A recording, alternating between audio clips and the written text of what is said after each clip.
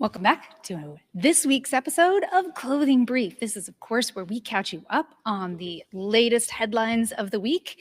And we're going to start right up with media, a fellow media group, maybe a little bit bigger than ours. I don't know. Well, it's up for debate. But we're going to talk about Vogue. Of course, this is the end of Teen Vogue, that the Condé Nast has decided to fold this magazine that's been serving the youth for, generations now. Yeah, and it's not really kind of folding.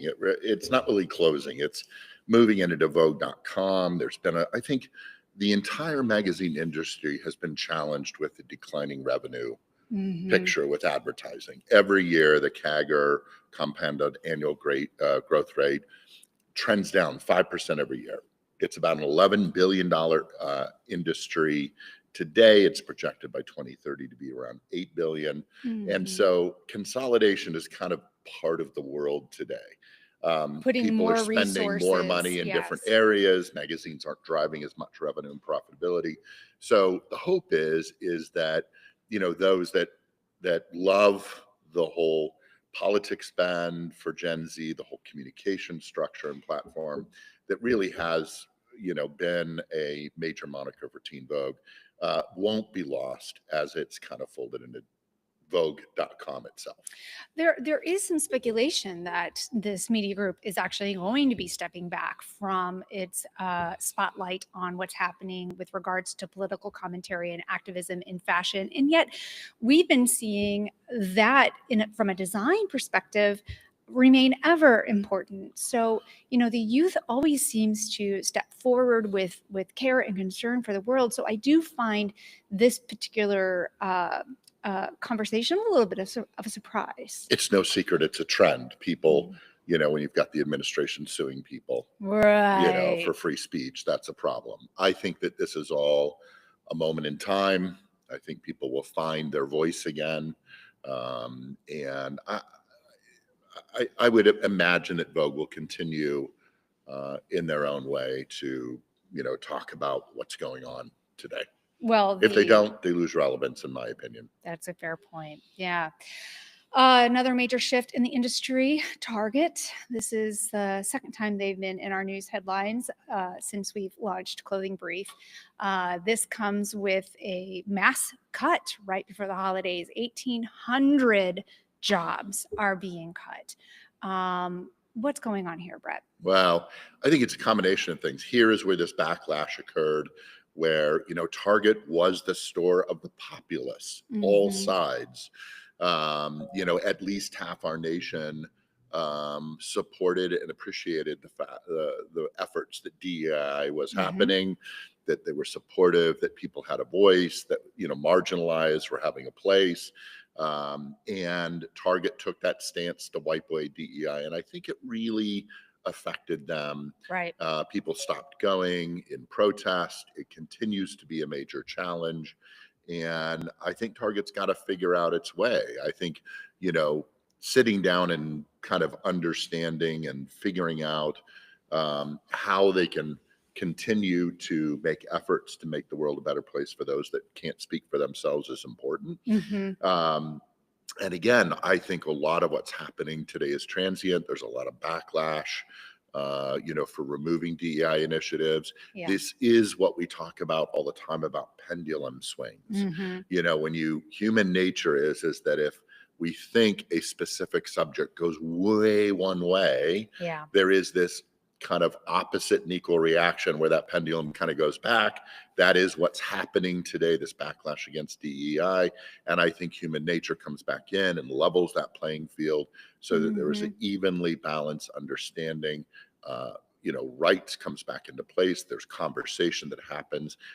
People at their core want to see their fellow human beings, or at least most of them, better represented. And I think Target's got a learning lesson here. Yeah.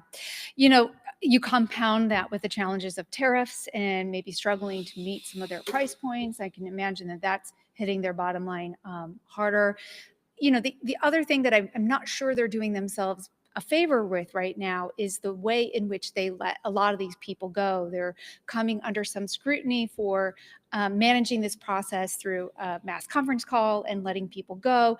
This is further echoing the concerns that they have with, fair treatment of employees, right? So Yeah, that's a it'll be concern. interesting. That's a very tech kind of way to do things, Mhm. when it relates to Target. And so, we'll see. I think that Target also had these many years of explosive growth.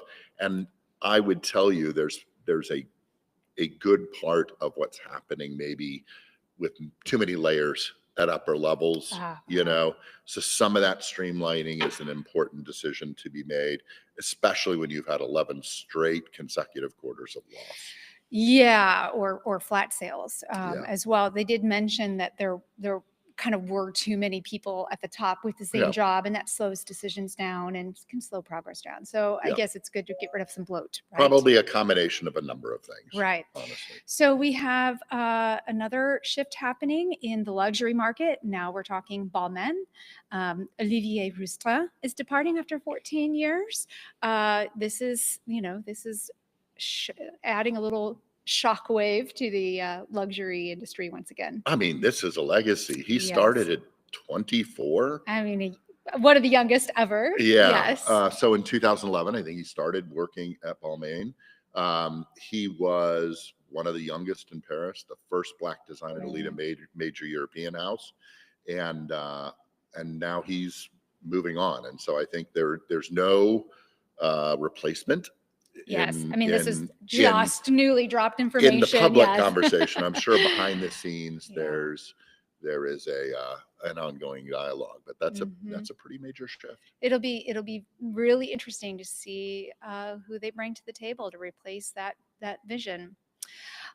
We have some fashion awards coming up with the British Fashion Council. They've announced they're a major recipient to be the founders of Dover Street Market. Yeah, I think Ray Kawakubo, Adrian Jaffe, and Dickon Bowden. They were the dynamic trio that really built Comme des Garçons. And Ray was the founder and built that whole empire. And then they rolled out the whole Dover Street Market thing. They were champions of avant-garde. They have really influenced style. I think they're very innovative with their storytelling in Dover Street Market. And I think it's pretty appropriate that they're receiving this Isabella Blow Award. She was, she found genius before others did. She celebrated avant-garde. She was the first to discover your favorite designer, Alexander McQueen. Really? His senior project at Central St. Martin, she was there and bought his entire collection from his senior project. And can you imagine what her closet would look like? Pretty amazing, I'm sure. And I think, she called Alexander McQueen her Picasso. She led this unbelievable life, editor at Vogue and British Vogue and other things. But it was also a tragic life. She suffered a lot of mental illness. 2007, she committed suicide. And so this legacy, continues, and celebrating those that really support avant-garde, and this amazing launch where I think Dover Street Market allows conversation to happen, new design to happen, and so it couldn't be given to a better trio for sure. Oh, that's really exciting. Yes. Well, our final story is one that we had a little brush with last week. Yeah, it's amazing. We had the opportunity to go see the St. Louis premiere of the film A Man with Soul, the impact of Kenneth Cole. This movie really spotlights more than his career as a designer. It really spotlights his incredible gift as being a marketer and the importance of social alignment. The initial cause, HIV/AIDS, and then throughout the evolution of his career, he's aligned himself with many important causes, and it told that story in a very powerful way. Yeah, it really challenged those in the audience. Here's this guy that had an amazing career that many of us in the industry realize man, this is more than a full-time job. You are Mhm. constantly working. That story's told in the movie. But here, this guy pulls himself away, and he's a connector with compassion. Mhm. The way that he can rally people together under a cause, the way that the marketing messages that went out that drove the conversation of awareness of HIV/AIDS, then followed up with LGBTQ, Mhm. and then mental illness, the Yes. whole story. And here's this guy that could have picked one challenge in our world to help a marginalized group. And it seems like he was this magnet where people said, we need help. Yeah. And he, in this full day of him managing this massive company going public and then going back private, he was Mhm. like, bring it on. Let's Yeah. figure out how to solve these things. And I think everyone should watch this movie, whether you're in the industry or not. And I think it really, really drives home um, compassion and care in business. Mhm. It's a, it's a milestone. It's a testament that other businesses should adopt Yeah. as the US government starts stepping back a little bit in terms of supporting different areas.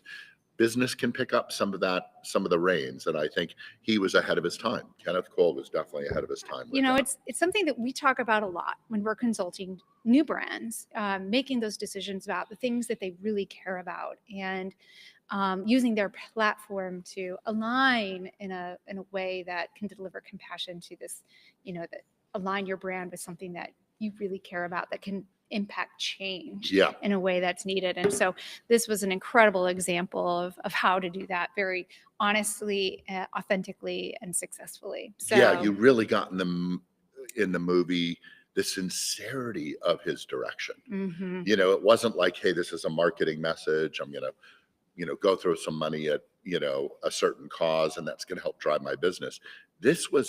He was compelled, I think, Yes. to really make a difference. And how he told the stories, how he posted the media, how he pulled people together to make a change throughout, all of these Yeah. different things was And amazing. used puns to make it fun. Yes, he did. Or thought provoking. Some of those Yes. were maybe a little less fun, Very real thought edgy. provoking. Yes, Yeah. very edgy. So, Yeah. well, those are our highlights of this week. Don't forget to pop in next Tuesday, same time, same place, to keep apprised of what's been happening in our news. And we've got a few more excellent recordings of our longer form podcast, Clothing Culture Podcast, rolling out. So don't forget to subscribe to stay apprised there of upcoming episodes. If there's any questions you have for us, any connections that you think we need to know to feature on an upcoming conversation, don't hesitate to reach out. Thank you for joining us. We'll see you next week.